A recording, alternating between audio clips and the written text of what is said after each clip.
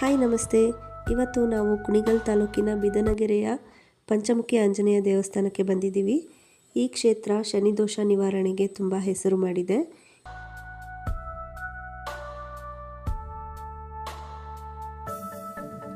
ಇಲ್ಲಿನ ವಿಶೇಷತೆಗಳನ್ನು ಈ ವಿಡಿಯೋದಲ್ಲಿ ನೋಡೋಣ.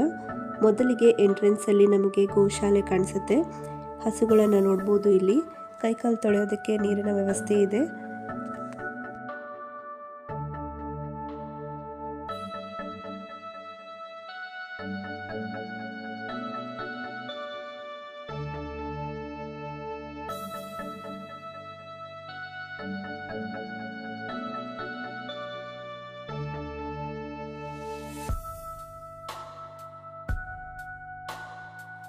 ಅಲ್ಲಿಂದ ಸ್ವಲ್ಪ ಮುಂದೆ ಬಂದರೆ ದಾಸೋಹ ಭವನ ಇದೆ.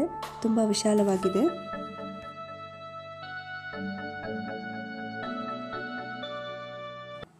ಇದು ನವಧಾನ್ಯ ಮಂಟಪ. ನವಗ್ರಹಗಳಿಗೆ ಧಾನ್ಯ ಅರ್ಪಿಸುವವರು ಇಲ್ಲಿ ತಗೊಳ್ಬಹುದು. ನಾವು ಈಗ ದೇವಸ್ಥಾನದ ಯಾಗ ಮಂಟಪ ನೋಡ್ತಾ ಇದ್ದೀವಿ. ಇಲ್ಲಿ ವಿಶೇಷ ಪೂಜೆ, ಹೋಮ, ಯಾಗಾದಿಗಳೆಲ್ಲ ನಡೆಯುತ್ತವೆ.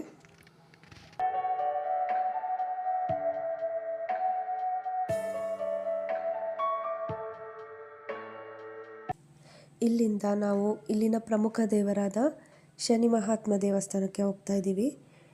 ದೇವರಿಗೆ ಎಳ್ಳೆಣ್ಣೆ, ಎಳ್ಳುಬತ್ತಿ ಏನಾದರೂ ತಗೊಳ್ಳೋದಿದ್ರೆ ಇಲ್ಲೇ ಸಿಗುತ್ತೆ. ನಾವು ಇಲ್ಲಿ ಎಳ್ಳುಬತ್ತಿ ಹಚ್ಚಿದ್ವಿ.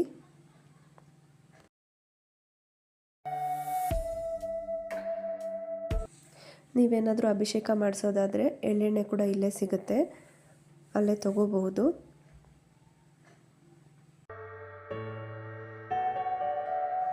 ಶನಿ ಮಹಾತ್ಮ ದೇವರ ಮೂಲ ವಿಗ್ರಹ ಇದು ಒಳಗಡೆ ಇರೋದು. ಇಲ್ಲಿ ಅಂಬೆಗಾಲು ಕೃಷ್ಣನ ತೊಟ್ಟಿಲು ಸೇವೆ ಕೂಡ ಮಾಡಬಹುದು. ಮಕ್ಕಳಾಗಿಲ್ಲ ಅಂತ ಯಾರಾದರೂ ಹರಕೆ ಹೊತ್ಕೊಂಡ್ರೆ ನಿಮಗೆ ನಿಮ್ಮ ಹರಕೆ ಪೂರ್ತಿ ಆದಮೇಲೆ ಇಲ್ಲಿ ತೊಟ್ಟಿಲು ಸೇವೆ ಮಾಡಿಸ್ಬೋದು.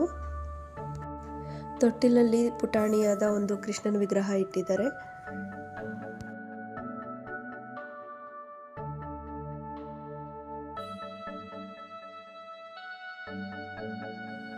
ಇಲ್ಲಿಂದ ಮುಂದೆ ಬಂದರೆ ಎಲ್ಲ ನವಗ್ರಹಗಳ ಪ್ರತ್ಯೇಕವಾದ ಪುಟ್ಟ ಪುಟ್ಟ ದೇವಸ್ಥಾನಗಳಿವೆ. ದರ್ಶನ ಮಾಡಿ ಹೊರಗಡೆ ಬಂದಮೇಲೆ ನಮಗೆ ಈ ರೀತಿ ಕಾಣಿಸುತ್ತೆ. ಇದು ಬಂದು ದೇವಸ್ಥಾನದಲ್ಲಿ ಎಳ್ಳುಬತ್ತಿ ಹಚ್ಚೋದು, ಹೊಗೆ ಹೋಗಲಿ ಅಂತ ಮಾಡಿರೋದು. ವ್ಯವಸ್ಥೆ ಎಲ್ಲ ಚೆನ್ನಾಗಿದೆ ದೇವಸ್ಥಾನದಲ್ಲಿ. ಮತ್ತು ನಾವು ಪ್ರಸಾದನೂ ತಗೊಂಡ್ವಿ. ಇಲ್ಲಿ ಆಂಜನೇಯ ದಂಪತಿ ಮಂದಿರ ಇದೆ. ನೋಡಿ ನಮಗೂ ಆಶ್ಚರ್ಯ ಆಯಿತು. ಆಂಜನೇಯ ಆಜನ್ಮ ಬ್ರಹ್ಮಚಾರಿ ಅಂತ ಎಲ್ಲರೂ ಅಂದ್ಕೊಂಡಿರ್ತೀವಿ. ಇದರ ಸಂಪೂರ್ಣ ಮಾಹಿತಿ ಕೂಡ ಅಲ್ಲಿ ಹಾಕಿದ್ದಾರೆ ಬೋರ್ಡಲ್ಲಿ. ಅದರದ್ದು ಫೋಟೋ ಹಾಕಿರ್ತೀನಿ, ನೋಡ್ಕೊಳ್ಳಿ.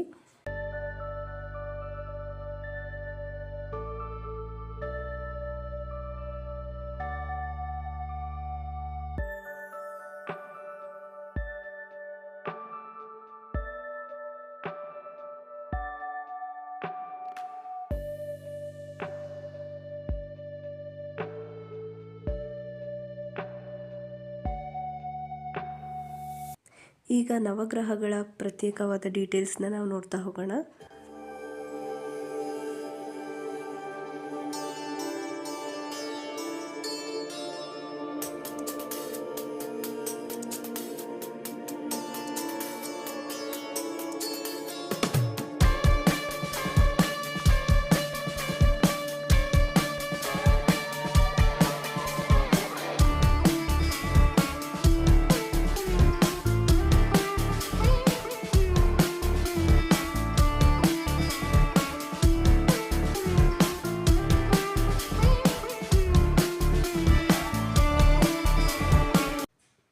ಮತ್ತು ಇಲ್ಲಿ ಪಂಚಮುಖಿ ಆಂಜನೇಯನ ವಿಗ್ರಹವನ್ನು ಮಾಡಿದಂತಹ ಶಿಲ್ಪಿಯವರ ಡೀಟೇಲ್ಸನ್ನು ಕೂಡ ಹಾಕಿದ್ದಾರೆ.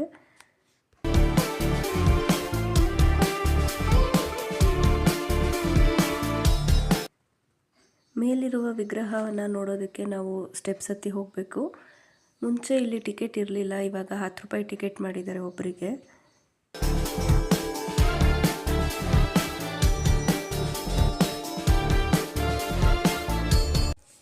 ಈ ವಿಡಿಯೋನ ಇಲ್ಲಿಗೆ ಎಂಡ್ ಮಾಡ್ತಾ ಇದ್ದೀನಿ. ಈ ವಿಡಿಯೋ ಇಷ್ಟ ಆಗಿದ್ದರೆ ಲೈಕ್ ಮಾಡಿ, ಶೇರ್ ಮಾಡಿ. ಇದೇ ರೀತಿ ದೇವಸ್ಥಾನದ ವಿಡಿಯೋಗಳಿಗೋಸ್ಕರ ನನ್ನ ಚಾನಲ್ನ ಸಬ್ಸ್ಕ್ರೈಬ್ ಮಾಡ್ಕೊಳ್ಳಿ. Thank you.